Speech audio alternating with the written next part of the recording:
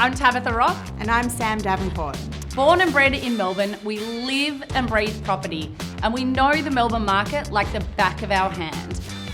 We've both been buying and selling real estate in Metro Melbourne for over 2 decades combined, and we've learned a few lessons along the way.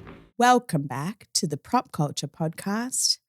We are here with our friend, our past client, and mortgage broker to the stars. Exactly. The AFL stars. Oh, and lots of other stars, I don't know about actually. Not sure about that. Yeah. Tomi Johnson. Woo! From TAJ Finance. We're here. We are Welcome. here. Finally. I think it took a lot of persuading, but he's come here with a fresh cut. So go check out the YouTube. I was in desperate need. He's an unusually gorgeous man. So if you're listening to this, you best look at YouTube just to see. You've just got to see it. Give us a smile. Flash your smile to the camera, Tommy. But the funny thing is, Over there. which one of the 14 cameras around does he need to look at? But the funny thing is, mortgage brokers, I think these days do a lot of it over the phone. Yes. They don't really meet face to face, so people don't know this face of yours. It is. Maybe For the compliance VOI, we still do a lot of face-to-face Oh, tab. But no, okay. you're right. I think post-COVID, a lot of our interviews now are just over the phone or on Zooms. So with clients. the ability to get dressed up now and then is it's fleeting. Out of the trackies and into the jeans. Correct. We love it. Well, we're very excited to have you on because obviously It's good to be here. we've worked together from a client perspective. You're a mortgage broker, we're a buyer's advocates. Those two businesses go hand in hand, but also you are a past client. We helped you buy an investment property. So I would love to Sam was in her patch, but we package are deal. one. We are one. Package deal. Yes. Um, Every conversation you have with me is also Hey, had with Tabitha. trust me, Yeah. trust me, I know. It's me, I know. It's a threesome. So tell us about TAJ Finance, first of all. Okay. How long have you had the business? Who's your typical client? Are they sort of upsizers, downsizers, young professional couples, first-home buyers? Yep. Okay. So TAJ Finance is a we call it boutique sort of mortgage brokerage firm in Melbourne. Look, we specialise in residential and commercial property primarily, but that does dabble into asset finance, development funding, car finance, all that sort of stuff. But predominantly resi and commercial property. Look, the target audience is vast, but I would say that we do tend to specialise a lot in that sort of self-employed small business space. So, banks just haven't seemed to get that space really right with, a lot of self-employed people trying to minimise tax, and sometimes what they show on financials and tax returns may not necessarily truly reflect, their financial position. So I've found that a bit of a niche, and that's sort of where I play at. 80% of my client base would be self-employed, small business. Wow. That's well, there you go. But that's not to say that we don't cater for the, the first home buyer or the, the mum and dad that wants to refinance their home loan due to, to a rate or cost or structure. To be honest, I think that 80% is showing the amount of people that are becoming self-employed these days. I just think there's a major shift away from being PAYG. But, does it become problematic from a getting finance perspective, or you just got to work in with accountants, or do you need a massive lead time to get your books in order? Pretty much, that's right. Self-employed space is riddled with complexity with banks. Generally you need 2 years history. You need continuity in income. Generally speaking, tax accountants want to do their financials in May the following year. Yeah. So sometimes there's an 18-month lag between what your true income is today versus what showed back on 2023 financials, which is what we're showing today. Yeah. So tricky landscape. I don't think banks have still got it right. So it's really just navigating that space for my clients is where a broker is so important. Yeah. And what I've found a bit of a niche in. So Yeah. I think it's I think it's a good space to play in, but I think banks probably do need to catch up in that space. Yeah. Because you've obviously got to get creative in how you can help them. But when you say banks got to catch up in that space, obviously you're eventually choosing a bank. Absolutely. Yeah. So, but you're saying that you're working with your client to get them into a position where they are sort of attractive to a bank. Bit of both. I think some banks just admittedly don't like to play in that space. Right. Some Don't like banks to do. lend to self-employed. Well, not that they don't, but they just position themselves with information or rates or fees where it just, they basically price themselves out of the market because I just don't think they want to really play with that target audience. Yeah. Some banks are really good. So it's just really navigating that. You got poor clients where, they don't know the ins and outs of banking and finance. So, go speak to your broker about, where to go to. So I think it's just a minefield out there, particularly for self-employed. So for a myriad of reasons, which I'm sure we can go through if you want to. I was going to say, do you have a favourite bank for self-employed? But then that would be giving away what you do. Too many. Speak to your broker. Love it. Yeah, and isn't it always like even my neighbour, we were talking about it last night, she's in the process of getting a home loan and like she is a solicitor. So was saying that her broker was saying she's preferred by certain banks. I'm like, what? Professionals, doctors, accountants, solicitors, they're loved by banks, generally high income earners, safety and income, not really impacted by things like COVID, they're pretty essential. Yeah. So I think banks love them. Yeah. It's more your sort of high commission sort of, incomes or non-base income sort of jobs that banks sort of shy away from. Yeah. So again, just navigating the space and modes of employment is critical in that space. And you said you do development finance. Yep. Bit of a dirty word at the moment with banks. Well, is it? Because, how is that going at the moment? Are you getting a lot of requests for development funding? Is it mum and dad developers? Is it big developers you work with? Like who's that profile? Yeah, it's definitely changed. As we've seen over the last sort of couple of years, consecutive rate rises, cash rates, just changed to 4.1%. Cost of funds is really, really expensive to what it used to be. Cost of build is super expensive to what it used to be. So margins are pretty thin. So you're really just dealing with really, really good developers. I think your mum and dad developers have come and gone, particularly in Victoria. I think with, holding costs, land tax, those sort of things, I think it's really priced them out of the market. And I think there's just too much risk to hold some of those developments. So you're just dealing with your real strong sort of small to medium-sized businesses that know the space, quick to move, and have got a target audience that can shift that stock. Yeah. And this might be a silly question, but is development funding different to construction funding? Yes. Yes. Yep. Okay. So different requirements, different process. Completely different. It's like complete Night and day. minefield. Correct. Right. There you go. So people can, is there much construction loans going on? There is. I've also done a lot of work up in Queensland. I've got another brokerage up there as well called Wealth Hub Finance. Might give that one a bit of a plug. Oh, but, there we go. Okay. But that is predominantly based for PAYG, sub 80% loans for land and build. Particularly in Queensland, we've just seen a lot of migration up there. So a lot of new property. There's vast space up there. So that corridor between Brisbane and Gold Coast is just heavy for new development. So I'm just trying to sort of get in and target that space. A lot of construction funding there for you to have if you'd like to look at it. Just because you do some business up in Queensland, are you seeing a lot of, there's word on the street that a lot of investors are coming back to the Melbourne market, especially interstate investors. Are you seeing that, feeling that? Is that true?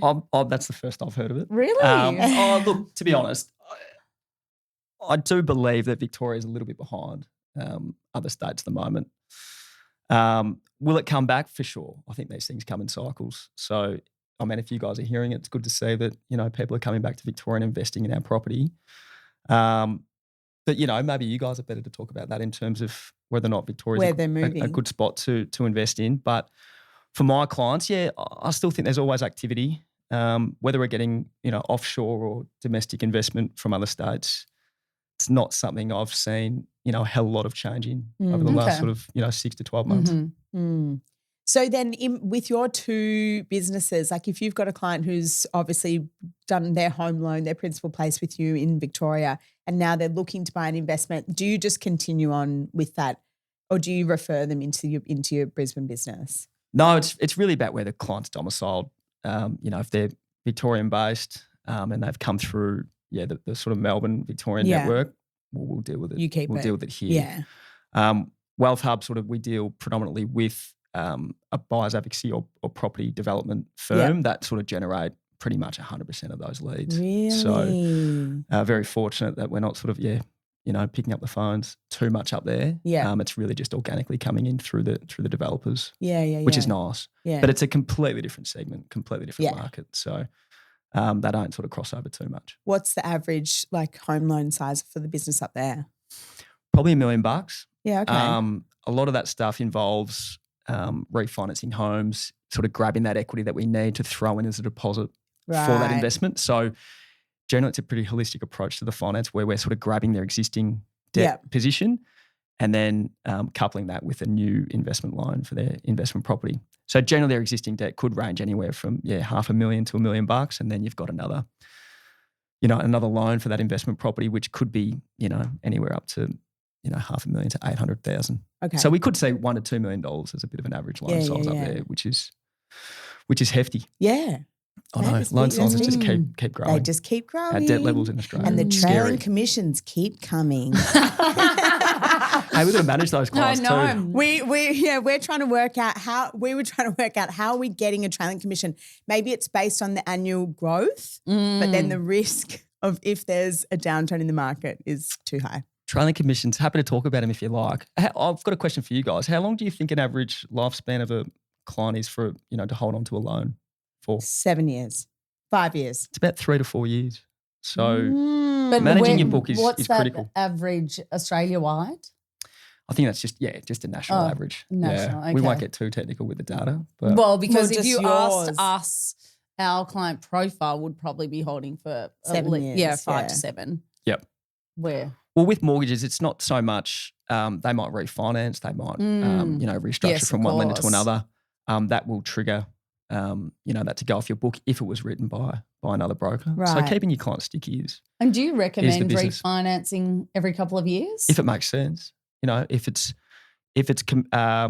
it makes sense commercially, financially, absolutely. Better to save. But how do you know that? Should you reach out to your broker every couple of years? Always, we do 6 monthly annual reviews all the time, just to review rate, cost, structure. What are your plans? What are your objectives going forward? Do we need to tie into that, whether it is extracting equity for an investment purchase or whether there's some uncertainty with job or employment and we need to squeeze on rate and cost. Just it's circumstantial, but reviewing your finances and doing a finance health check is something everyone should be doing 6 to 12 months. And that's you, though, as a broker, you're reaching out to your clients every 6 to 12 months doing a financial health check for them. Absolutely. Yeah. I think that's where, what really that's the a trial huge commission difference. is for, is Yeah. to really make sure that Keep there's working. ongoing management. It's not a So set and forget you heard relationship. it first. If your broker's not If doing your that, broker has not switch touched it up. base, Hopefully there's a few clients of mine that I haven't forgotten There are to gonna be review in some- the last 6 to 12 months. They'll But be calling you up. no, they'll be hitting up the comments section. Yeah, we love a comment. Okay, cool. So what are things that people should do in preparation to get ready to get pre-approval? If they're thinking about getting a home loan, maybe starting to look at buying real estate, they work for themselves, then what? I think the first thing is no different to purchasing property. I think speak to a broker. I think now the numbers are pretty overwhelming where I think if it's not 70%, it could be even over 70% now where people are speaking to brokers to really get their ducks in a row with what's actually involved to get finance to buy property in Australia. So I think that's first and foremost the first step. But I think, look, generally the fundamentals, have good, strong, solid income and strong, solid savings foundations are always just good little sounding boards to work off. But working with a broker to understand what your objectives are, where you want to head, what your actual requirements are from a finance point of view, but also from a property point of view.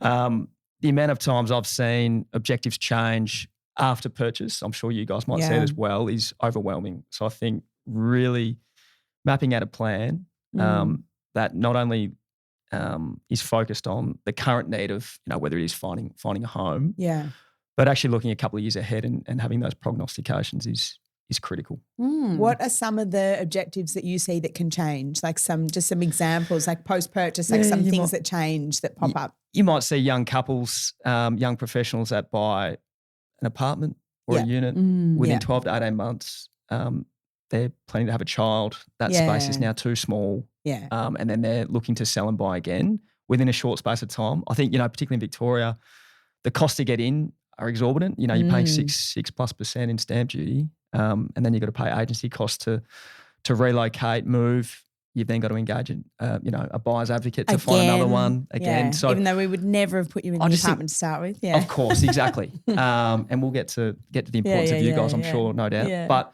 those things I see all the time. So I think just understanding what the future holds, maybe taking that leap and backing themselves in with maybe finding a bigger spot, bigger place. Yeah. Might serve them for those objectives with kids or spacing issues that we tend to find in inner city Melbourne.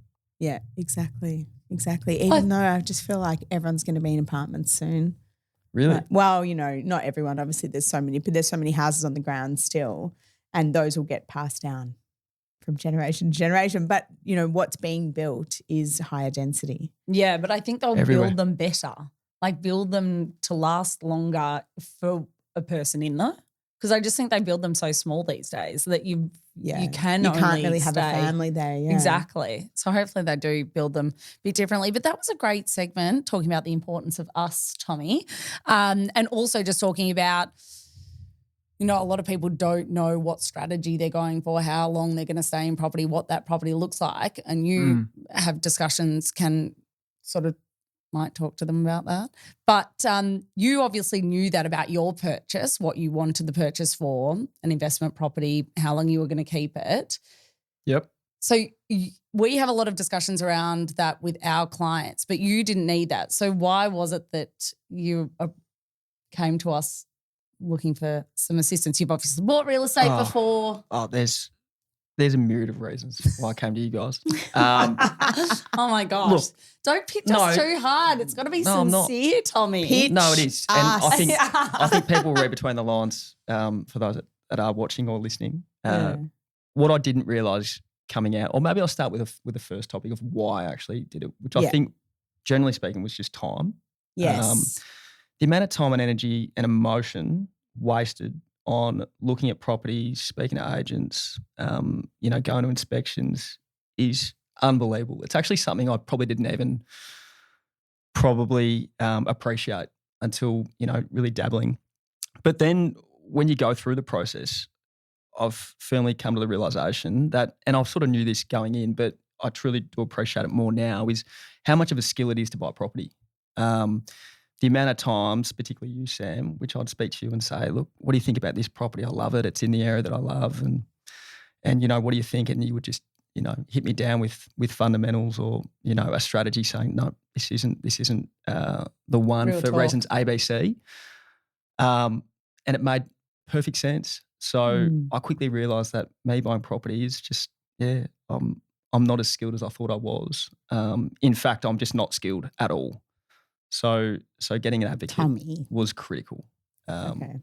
That's nice. Thank you. But there is so many reasons. I mean, the amount of things I didn't appreciate in terms of just even conversations with agents, access to, off-market transactions that, normal day-to-day Australians just wouldn't have access to.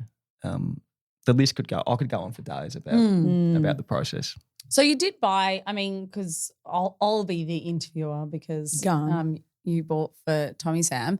So what did the process look like? How many properties do you think you inspected before you found the one?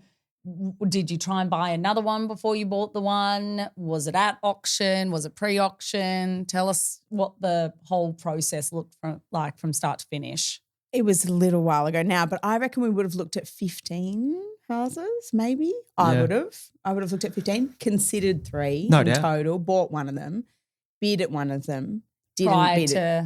Prior to securing the one you got? Yes, Yeah. bid and missed out. Okay.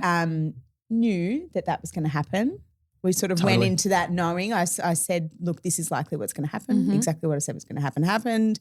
Missed out, but we were there just in case, because last year the market was a little bit unusual and it was possible that it was going to sell But under also, budget. I mean, I just think it's so funny when people think, oh, I'm going to this auction, might miss out. That's fine. That's a win. That's also an advantage. We can now use that to go and chat to Exactly. agents, and we're now a really, really qualified hot buyer. Yeah, you come from such a stronger position when you're having a conversation with agents in the area saying, oh, we've just missed out on XYZ. Mm-hmm. Oh, really? Oh, what did it go for? This.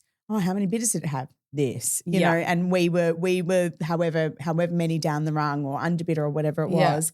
But there was the one that came up early days that was like, I would have bought it. But it just was too early, too soon. And we were still feeling each other out. We were still getting used to each other. We worked with Tommy and his brother, so the two of them together. And we were there, we looked at it, you know, we considered it, decided against it. And then obviously bid for one, and then it eventually secured the one that we bought pre-auction with no competition. Can't remember now. No competition. No competition. Yeah. Yeah, just negotiating with us, the agent and the vendor. Yeah. Yeah. Which we love purchasing pre-auction, but it's not always the right way. So I think that people always come to us and say, oh, can you help me purchase this pre-auction, or will you buy properties for me pre-auction or off market? And they're not necessarily the best ways, but sometimes they are. Yeah. Yeah, the strategy to secure property, I think, is a major advantage of using us, and just that advice piece, because people just are like, oh, wait till auction day. Yeah, or- but I think it's also because it changes from property to property, vendor to vendor, agent to agent. So Yeah. there's so many different factors at play that can mean that one, you know, how many deals are ever the same? Ever. Apart from when you bid under auction conditions. But even that, I feel like so it's different. often very different. I mean, I was just at an auction the other day that was this private auction. So it didn't have an advertised time. It had a date on the realestate.com ad. No time. It was by invitation. You had to fill out a form. You had to put in an opening bid. And so whoever had the highest number on those forms as an opening bid started, that's where they kicked off the auction. So they didn't ask for an opening bid. And then it was just the three of us standing in a room, and it was so bizarre. I know. And I just thought, I mean, I'm comfortable with the uncomfortable because I do this all day, every day. But for the average buyer, like, that's I know. pretty intense. Daunting. I've taken May, my daughter, to a few auctions in her time, and she came to one of those private auctions with me, and she's like, what's going on? I'm like, everyone's thinking that. Yeah. Everyone's thinking that. It's the most awkward. You're all looking at each other In the living room. in a 3x3 room. Yeah. It is the most bizarre. Just do a boardroom. Put a table between us, would you? Mind you, I had an agent say to me the other day, oh, no, but I've had feedback, buyers hate boardroom. And I'm like, well, they also hate your pre-auction closed bid, It's best bizarre. and final. Like, I'm not sure that that's any better. Yeah. So just let's get in a room so it's all Yeah. transparent. Or if they're scared, get us all on Zoom like the good old days. Yeah, exactly. Can you believe how many auctions we participated in over Zoom? Over those 3 years of crazies? I loved it because it took a 45-minute process to a 15-minute process. Absolutely. It was great. Done. Thank you. Goodbye, everybody. Mind Bye. you, I can't do some of my auction tactics. Oh, I felt like I was so intense over Zoom. Really? Oh. I don't know why. Because everyone else, they wouldn't even put their camera on. You know, they'd What? be. Yeah. I thought you had to. Yeah, then they would, but they wouldn't. And they're just Oh. and you're like, oh, nervous, you. are you? Yeah. How robust can the conversation get in those spaces? The same. Yeah, I just they say don't. the same thing as I do It's in just person. the eye contact and the stare down. Right. I would just talk on it. I would Do just, you? Yeah. Oh, gosh. Yeah. Just be like normal. So let's get back to Tommy. Tommy. I enjoyed just sort Sorry. of that little segue. Yeah. Nice. We wanted you to take a breath and just Okay. I know. relax into the combo. Yeah. Which you already have beautifully, by the way. Thank you. So we've got a few standard questions we want to ask. Basic, Do we? straightforward questions. Okay. Rapid fire. No, I'm joking. Let's go. I'm joking. I'm totally joking. No, I was just going to bring it back to you and the process. And obviously, as an industry professional who's bought property before, Yeah. you chose to use an agent, advocate. We knew it was hugely based on time poor factors.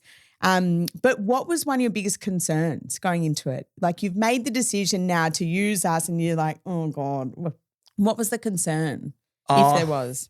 Look, obviously I've got the insight of knowing what advocates are more than probably, other people. So my concerns weren't that huge.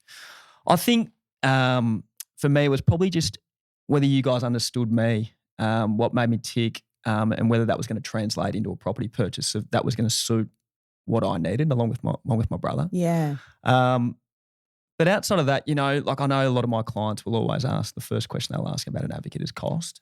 Yes. But, going through the process, I'm sure you guys, no doubt hear this all the time. But the cost is, I think if anything, we probably saved. In my scenario, Sam, as you know, I think our budget was maybe $80,000 to $90,000 more than what we ended up buying it for. Yeah. And that saving is hard to quantify, and the fee for an advocate's far less than that. So. I mean, we can make it 80 or 90,000 if you like. You can, please don't. When I hit like 45 or late 40s, I'm going to be charging $90,000 to work with me. Yeah. Oh, you want to work with me? $90,000. Yeah. Thank you.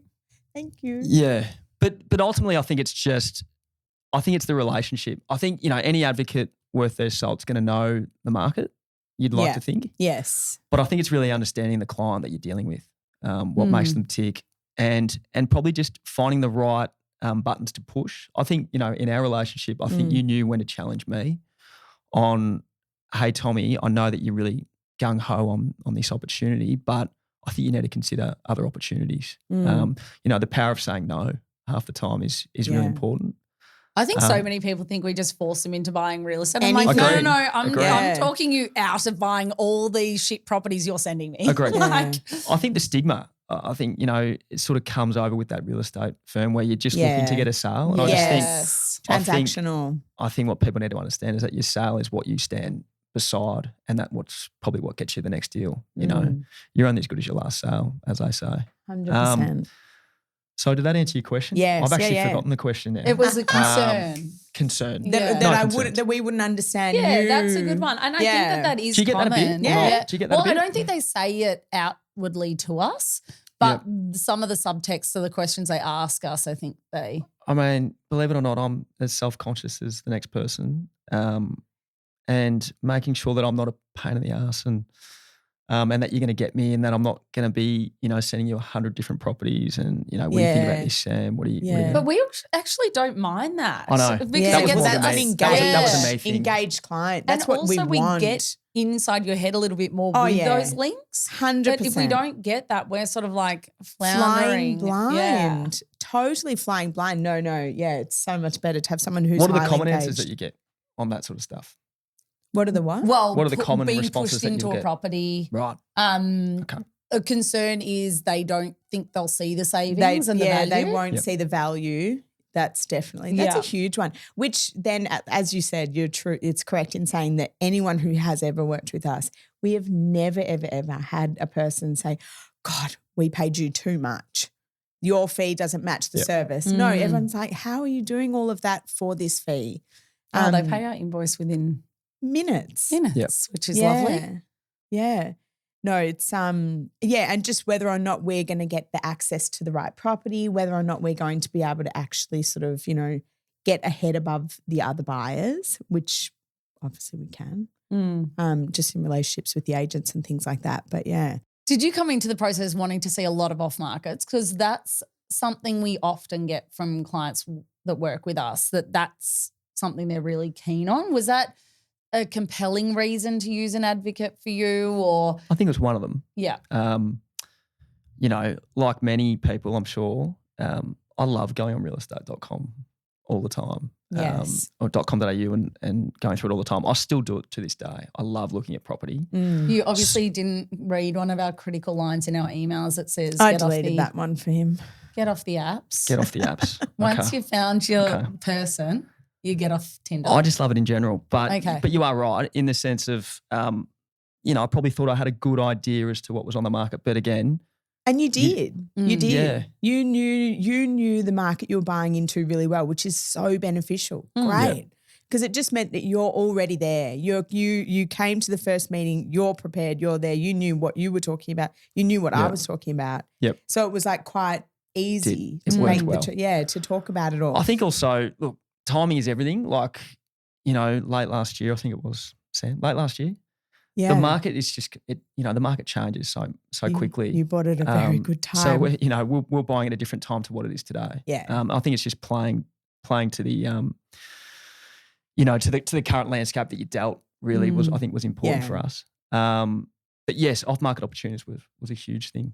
I don't think we ended up buying an off market property in the end, but definitely that intrigued me. What is there that we can't see? Yeah. I always say to people though, the off-market ones are not necessarily the best ones. It's just good to see, what's available and seeing the whole gamut. Yeah, yeah. Well, this has been great, Tomi. That's it. I've enjoyed it. Have no you? more hard hitting. I've Have you enjoyed loved it. I've loved it. Over there? It's been great. And now thank we've you, got guys. our favourite segment. I know. We know that we're Tomi still- listens to us all I've the heard of time. this. Well, I've this heard of this is what segment. I was going to say. I'm still not sure whether you've ever listened to an episode, which is fine. He has. Okay. I have Yeah, listened. because he religiously gets our newsletter and Admittedly, I did. or maybe I've listened to one. yes. But it was recapping episode 2 of listing Melbourne. So I was keen to sort of. yeah. I missed that episode unfortunately, so I was keen so to get a you were recap. lost. I was keen to get a I recap on where see. Keen things to get a were at. recap. All right. That was well, important to me. we love to end our episodes with the age-old question: F, marry, kill. F, marry, kill. Now, a man with multiple businesses, a man with multiple offices. Get to in the which question. He I'm works. too nervous now. Hit me. F, marry, kill. Working alone, solo, operator, alone, in this life alone, working alone, working with a full team in the office who know exactly what they're doing, but you're in the office surrounded by people who are on your team, or working with a full team of VAs who need a lot of direction. and VAs are virtual assistants. Virtual assistants, so, not offshore assistants, but they need a bit of direction daily. This F, is a marry, really kill. interesting- I'm still trying to work out what the question is. To be honest with you, Me too. It's not but- very clear. I'm not sure. Should I? Do you like working alone? This is not do you a like Halle working Berry with a sort of physical answer. team, or do you like working with an offshore team? Can Like, I yeah, mean, I like that. I always like the physical interaction, but I like a combination of both. Is that a No, you is that an can't. acceptable answer? No. You have to choose Yeah. F, marry, Which or one are you kill killing them. off? Okay, First. I'd Kill. kill off the offshore. Yeah. Okay. And what there are you you go. marrying? So long-term commitment. You're Rest in of it your together. life. Long-term commitment is critical to a good, long-standing business relationship. I'll take that. I'll marry that. I'll marry that. You're I think- marrying I'll marry the that team. now. He He's wants marrying the the team, team. and he's gonna dabble in working alone. I was hoping for like a Jessica Alba sort of Angelina Jolie Okay, all right, type okay, question. all but, right. I've got one for you. I F, marry, kill. I wasn't expecting you. Scarlett Johansson. So we are doing it. Okay. Scarlett Johansson. Give us 2 more tabs of quick. Scarlett Jessica Johansson. Alba. Oh, I know Penelope Cruz. Oh, jeez. Wow. From when she was in the movie with her now husband, Javier Bardem, and Scarlett Johansson. Vicky Cristina Barcelona. That one. Her from Right. there. Both of them from yeah, there. I think I do remember that. Both of them from that movie. And who's the third person? Jessica Alba from her heyday. I'll probably from kill Honey. Jessica Alba. Once upon a time, she would have been my number one, but I just think Back when she was in Honey. Yeah, I think Yes, She's I come love and gone from that I movie. bet you did. I did. Go on. I'd probably. Can I say F? Are we I saying just F? say Yes, F. you just say F. It's fine. I'd say F. Scarlett. Mm-hmm. Love Scarlett. Love her. And I'd probably marry Penelope. I would also marry Penelope. Yeah, There we go. Well, I'm so glad we got that done. Yeah. I was nervous about the you F. Marry, kill pivoted segment. our questions, which no guest has ever done, but I've that's got, it's an art all form. right. It's what the brokers do. They get Anyway, creative. Tomi from TAJ Finance, it's been an absolute pleasure. Thanks for coming and chatting with us, informing the people all things finance and all things why they should use prop culture. Thank you, guys. Pleasure. Thank you.